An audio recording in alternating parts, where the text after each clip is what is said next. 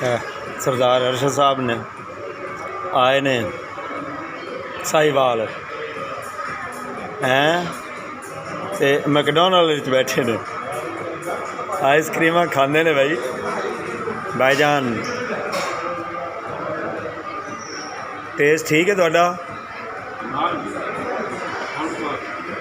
Batti the great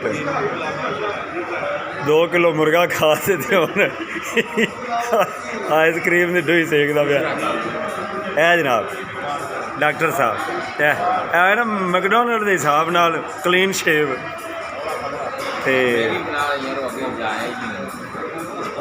लो जी सरदार साहब ice cream vanilla तुसी लै बैठे जे ते स्ट्राबरी मेरे को लै सकते जे। थैंक यू जी। बाबे तो बेच लिया दे लिया गंदियां गाली कढ़न दे।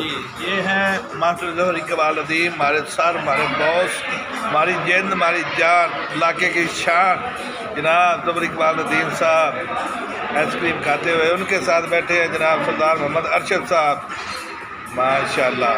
ये तो हमारे बहुत ही प्यारे भाई सरदार ज़्यादा हसन जफर साहब जनाब। इधर हमारे इलाके के बहुत अच्छे डॉक्टर प्रोफेसर साइंसदान जनाब राना साहब अली काज साहब। ये हमारी मोहब्बत है, प्यार है, ज़िंदगी का पता नहीं किस मोड़ से मुक जानी है। आओ माशाल्लाह बाबे वाला जनाब टिंड कराई है, नवा नवा उमरा करते आए ना। ये उमरा पतों की तो है। अच्छा चलो ठीक है जी।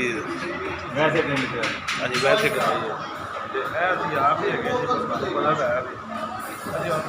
आइसक्रीम खा रही है जी जरा।